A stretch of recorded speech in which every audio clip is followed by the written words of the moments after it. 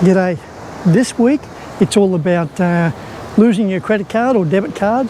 Now it's not just that, but that's certainly one of the features. The other part of the video is just running you through going up the east coast from sort of Newcastle up to Southwest Rocks. And what I've done is I've tried to call into as many places as I can just to give you a bit of a taste of each one of the camps or one of the areas. So hopefully you'll enjoy it. Well, let's go.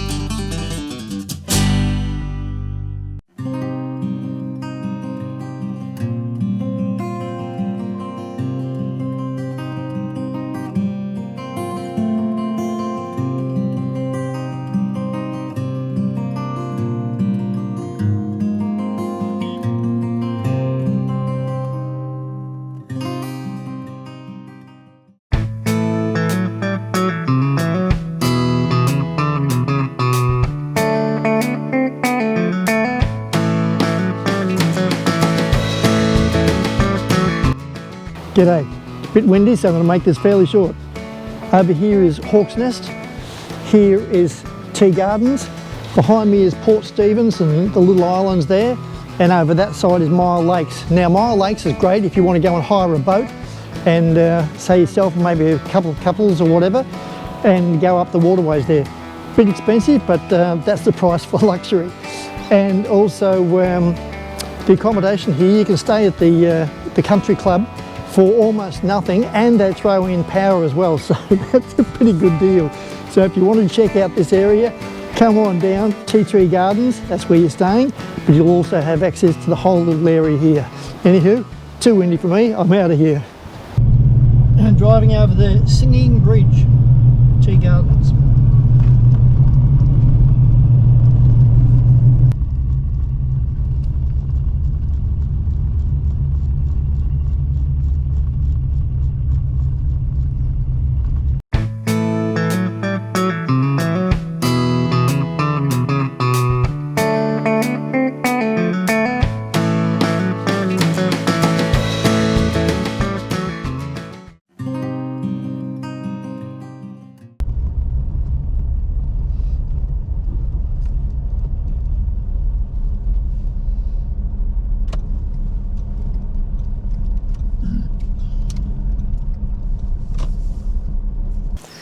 I'm at Bulahdelah, one of my favourite spots in New South Wales. Over my shoulder there, apparently that mountain is a sacred mountain, so I'm just going to pop up to the tourist office if they're still open and see if I can find some information about it. About the actual caravan park, the caravan site, it's absolutely fantastic. It's really big, quite spacious. Every time I've been here it's always been big, thick, lush grass and yeah, really great price. You have hot waters, hot showers, and access to the bar and the club.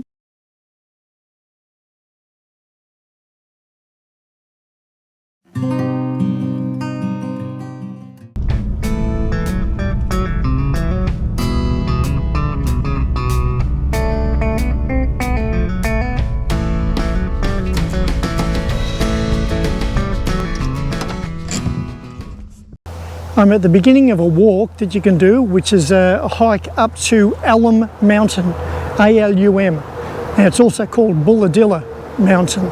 Back in the day, they used to quarry a rock here called alunite.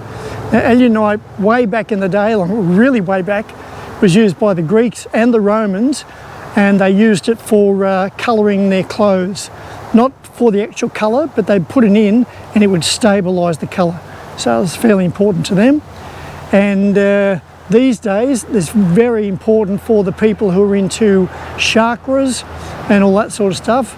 It's a very good rock to have to give you a bit of a boost if you're feeling a bit flat. Apparently alunite just woof, gives you a bit of vavum.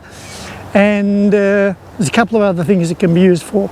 Apparently it's quite an interesting rock. I've actually got a fair sized rock in there to take back to the caravan to give me a bit of the get up and go and inspire me, but we'll see. You'll know in the next couple of videos how well it worked.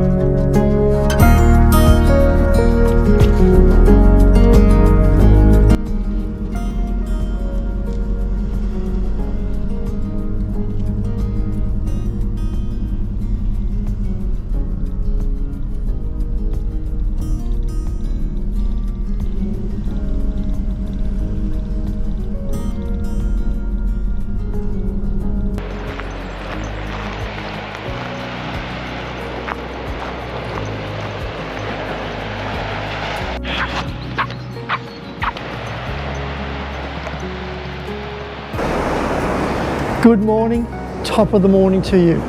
It's a little bit cool, it's not cold, a little bit chilly, slightly fresh, and I'm down on the beach at Seal Rocks. Now the waves are absolutely thundering in. I'll turn around a minute, but I think the tide is coming in, and hopefully all my equipment's not submerged. It's a beautiful day, about to be 22 degrees here. Tomorrow it'll be 28 or 29, so they're crackerjack days, and I just wanted to seize the day and give you a bit of a flavour of just how good this place is. So here's the waves.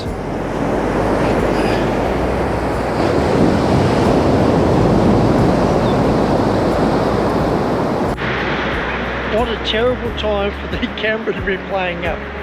Anywho, it's just another day, but it's a beautiful and about to be an outstanding day. As I said before, it's cool but not cold.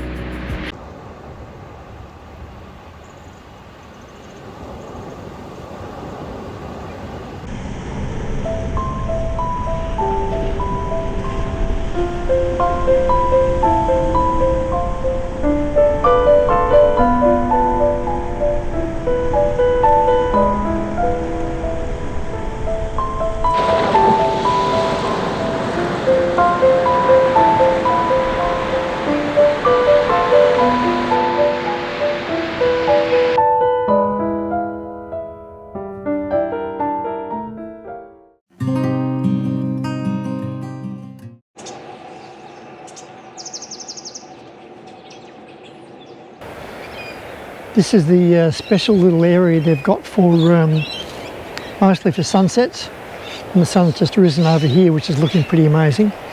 Yesterday apparently there was a pod of dolphins swimming by, so that would have been special, and I'll keep my eye out for it. I did get a little bit of footage yesterday, but they were only quite sporadic coming out of the water. Anyway, we'll see what I've got to give you.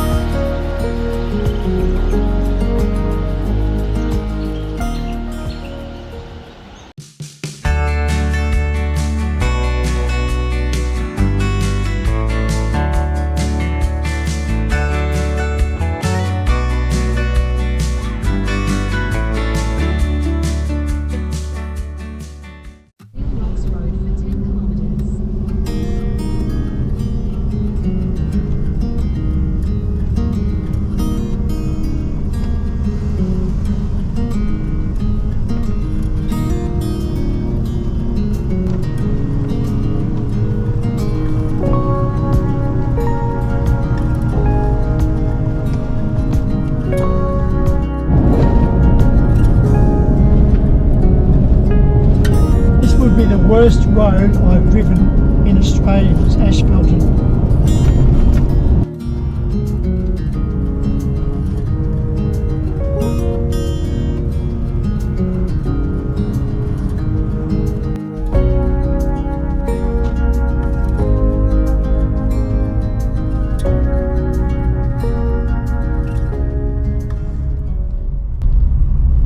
You have reached your destination.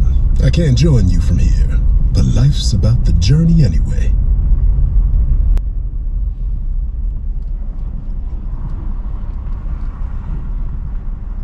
Okay, made a few kilometres today out of Seal Rocks. Beautiful place. Now up in Toncurry, which is right next to Forster, and staying at incredibly good value. You don't often get this sort of value, not in New South Wales anyway. And yeah, just rested here for the night. There's enough room here for probably about 13 cars or camper vans, and there's currently 11 in here, so she's almost chockers. So just about to go and put some dinner on, and we'll take it from there.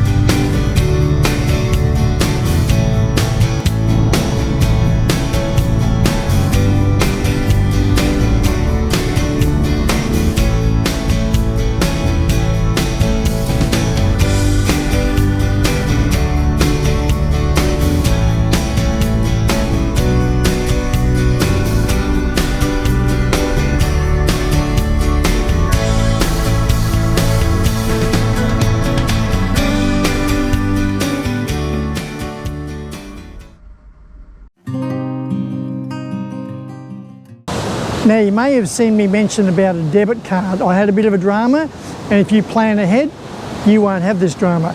So basically what happened was my debit card expired, so I knew it was going to, so I asked them to send it up to Newcastle.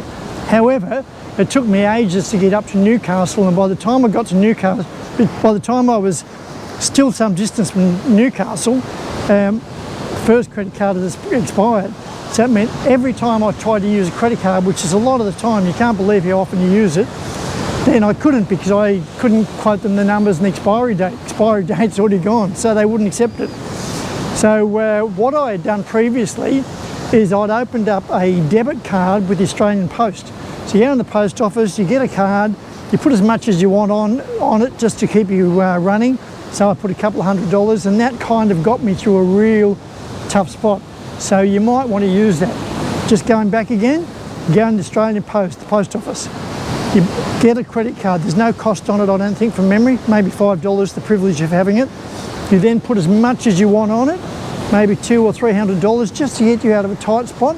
And then if you lose cards or if you whatever, and you could pop that Australian Post debit card in your glove box, never to be used except this time. So then when you really didn't have any credit cards anymore and you needed to use one, just pull out the Australian Post, here's all my numbers, here's the expiry date, here's the CVC, and you're away. I'm camped at a little town called Moorland, which is about 20-25 minutes from Crowdy Head inland. It's good because it's quite good value of the actual cost of staying here, and it's really nice. I'm here by myself, beautiful big farm, and I'm just about to go and check out the guys picking some oranges. But all the fields here, they haven't been mown, 'cause you don't need to mow the lawn, but there's lots and lots of bees pollinating the various flowers. And from my previous experience when a little kid, Probably not a good idea to walk around here in thongs. I do have boots on, and realistically I probably should have gum boots. But anyway, I'll go and check out this whole farm. Feels great. Feels great. I know whether you heard that cow. Feels great, and it's just a good feel to it. As I say, it's pretty good value. Let's go and check it out.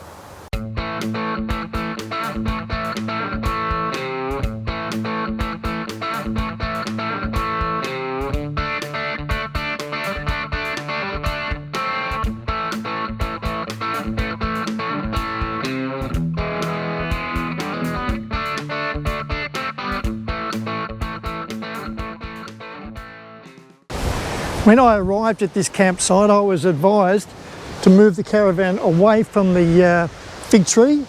It's a Moreton Bay fig. They did warn, because the winds that are coming up, which are here pretty much now, I don't think they'll get too much stronger, and very powerful, and I didn't want to be underneath any of those branches falling down on the caravan. Now it is quite a breeze, it's no fault of anybody's, so now is definitely not a time to be having the awning out at all, and just to batten down as much as I can and ride it out. Whew, just certainly a bit of a breeze.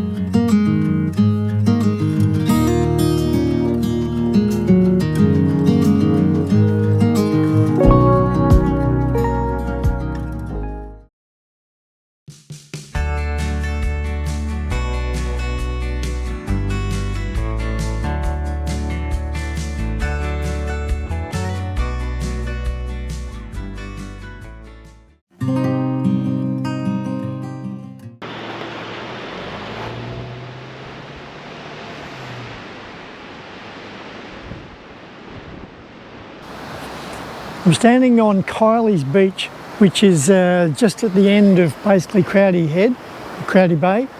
Now apparently you're allowed to drive up this beach, and also you used to be able to, at the end of it, drive off and then join in with the a camp there.